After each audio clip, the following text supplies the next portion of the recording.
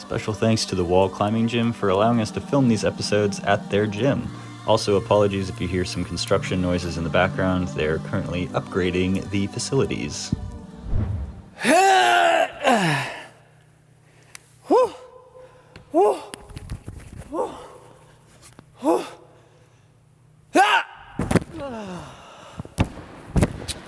Dang it! Such a good line. Maybe next year.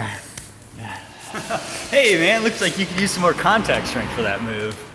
Maybe. I mean, I was also just really Yeah, no, it was definitely contact strength. Do you know what that is? Oh yeah, sure. So contact strength actually refers to your finger rate of force production, aka RFD. It's totally backed by research and stuff. So yeah, that's what I was trying to say. Yeah. So when you first grab a hold, you have such a small window of time to generate enough force in your fingers to not come off the hold. So it's really important to be able to generate that amount of force quickly. That's RFD. That's contact strength.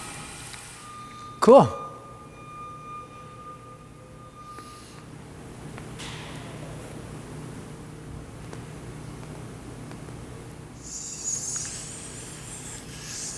Something else? Oh, sorry, dude. I'm actually really busy. I'll talk to you later. Good seeing you, man. Yeah.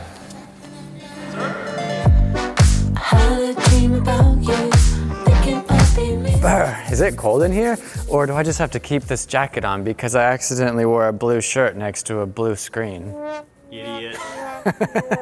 In the last video, we established what contact strength refers to in a scientific sense. And if you know the definition of contact strength, it should be kind of obvious why it's important for climbers. But in this video, I want to move past the common sense reasons and see what the research has to say, because I found some of it to be quite interesting and even a bit surprising. We're also going to talk about the huge elephant in the room, which is how contact strength in the real world might not be quite as simple as it appears in research. So cinch down those shoes and chalk those sweaty tips, because we're about to send it. First, let's look at a short excerpt from Lavernier G. et al. In their paper, 4 weeks of finger grip training increases the rate of force development and the maximal force in elite and top world ranking climbers. If you couldn't tell from the title, the researchers found that specific finger training increased the contact strength of elite climbers. They concluded that because the window of time climbers have to develop force on a hold is so small, increasing the RFD is therefore a crucial way to increase performance. This conclusion is just the researchers' opinion, but it aligns with the SAID principle. The SAID principle says that each sport imposes unique demands on the body, so to improve at that sport, you should practice the moves that impose those demands.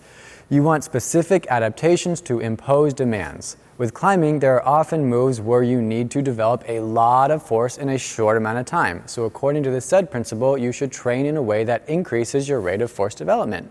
Next, we have an article titled Rate of Force Development and Maximal Force, Reliability and Difference Between Non-Climbers, Skilled and International Climbers. Here, the researchers took various measurements related to finger RFD within each group of climbers. They showed that the higher skill levels had higher finger RFD than the lower levels. Specifically, the differences were as high as 34% between non-climbers and skilled climbers, 45% between skilled and international, and 57% between international and non-climbers. So, right off the bat, the article is showing a pretty clear correlation between how high the climber's RFD was and how hard they climb. But as we should all know, correlation does not necessarily equal causation. The researchers do seem to believe that there may be some causation though, stating that increasing RFD can increase climbing efficiency, especially in movements such as the dyno or dynamic movement. Not only does this article show that there is a difference in contact strength between climbers at different skill levels, it suggests that increasing contact strength may improve your climbing with certain moves and that measuring RFD is a useful tool in monitoring training progress. The next article we will look at is titled Upper Body Rate of Force Development and Maximal Strength Discriminates Performance Levels in Sport Climbing. Just based on the title, this one alone sounds juicy. The researchers showed that elite climbers had higher RFD than intermediate and advanced climbers. In the article, they conclude that RFD may be a key factor for predicting climbing performance and has discriminated between skilled and international performance levels. So contact strength could play a crucial role in someone's climbing ability. Sounds pretty similar to the last article, right? Essentially, this article suggests contact strength is a crucial aspect of climbing performance and is not simply a byproduct of peak strength. Overall, the evidence seems strongly in favor of contact strength's link to overall performance, but performance is not the only area contact strength can affect. According to research by Levernier et al., higher RFD can help protect joints, particularly during explosive force production moments. In a sense, the higher your RFD, the faster your body can respond to maintain proper alignment of the joints and possibly even prevent poor adaptations of surrounding tissues. If you're unable to generate enough force in your fingers quickly enough, your tissue may elongate, your joints may move into less than ideal positions, and you may find yourself in a more injury-prone position. Along the same lines, contact strength can also be an important aspect of returning from an injury. It can retrain the neurological processes that may be limiting you in your return to climbing, and it will help you build confidence in your tissue so that you can climb without hesitation and reduce the risk of another injury. Since I'm a PT, that is a major win for contact strength in my books. Up to this point, we've cited a lot of interesting and even impressive evidence about contact strength. It's closely correlated to climbing performance, it can help protect you from injury, it can help you heal. Well shoot, sounds like everyone should train contact strength, right? Wrong. The benefits of contact strength do not apply equally to all climbers. The second research article we looked at said there were significant differences in contact strength when comparing elite climbers to advanced and intermediate climbers. However, that research also said that no significant differences were found between the intermediate and advanced climbers, concluding that RFD may not be a crucial component for climbing performance before reaching the more demanding grades. Now, exactly why that is, the research doesn't say. However, if I had to guess, I'd say that since climbing at lower grades generally involves bigger holds and less dynamic moves compared to advanced climbing, it seems reasonable that contact strength would only start to play a crucial role at higher levels of climbing. So let's strike one for contact strength if you're not pushing into higher grades. What about the protective benefits? Those apply to everyone, right? Not necessarily, because again, lower level climbing typically does not involve movement that relies heavily on contact strength, so RFD's protective benefits are mainly relegated to higher level climbers. Lower level climbers should be more concerned with building up a solid foundation of technique and strength before worrying about explosive power. Like, you shouldn't be trying to jump to a 10mm edge if you can't hang from it statically in the first place.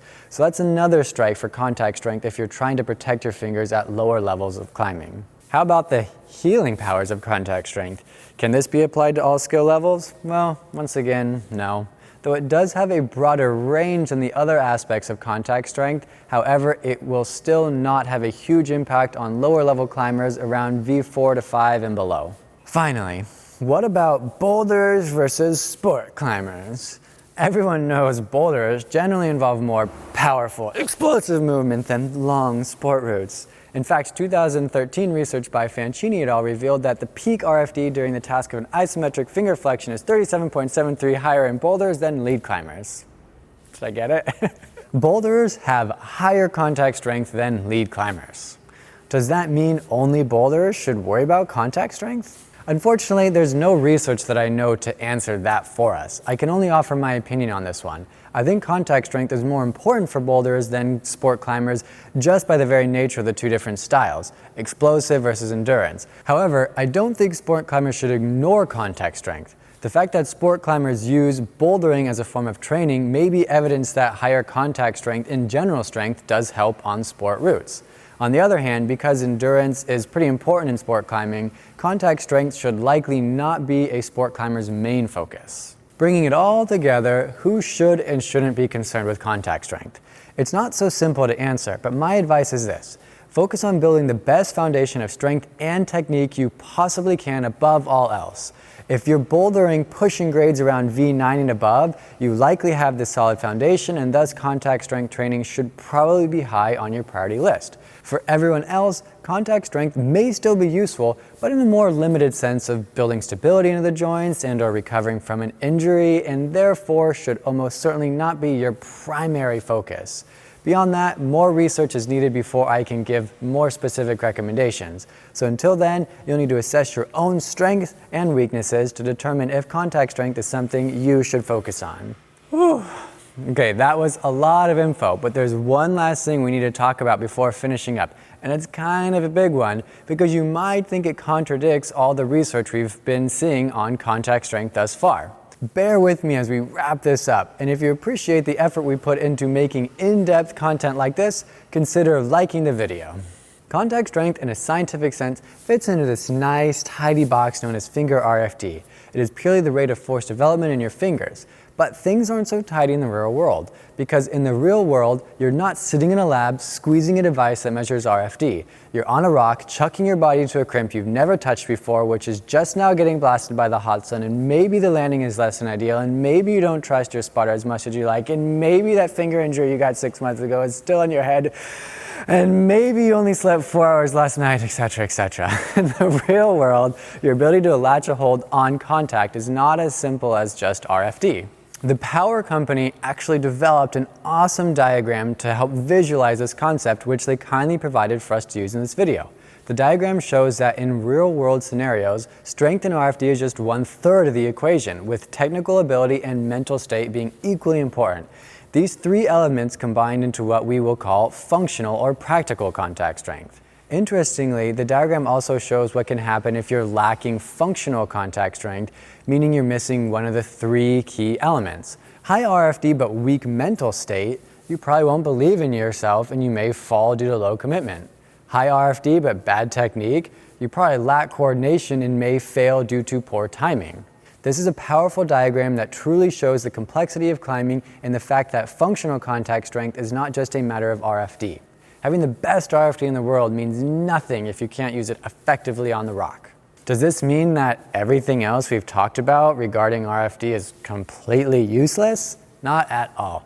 It's simply important to understand that outside of research, functional contact strength is a multifaceted skill that is deeply entwined with other aspects of climbing, which makes it one of the most complex but also most important skills to master. Understanding the nuances of functional contact strength will therefore help you make more informed decisions in your training and could ultimately determine your success as a climber.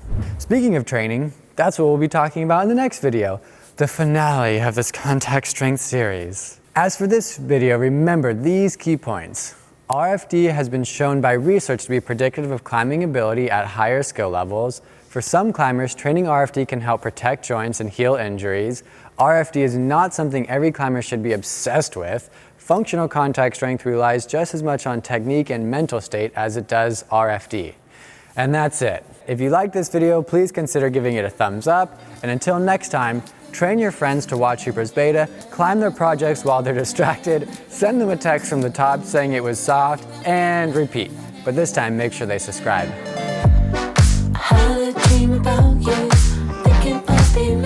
I feel like I'm doing so bad today.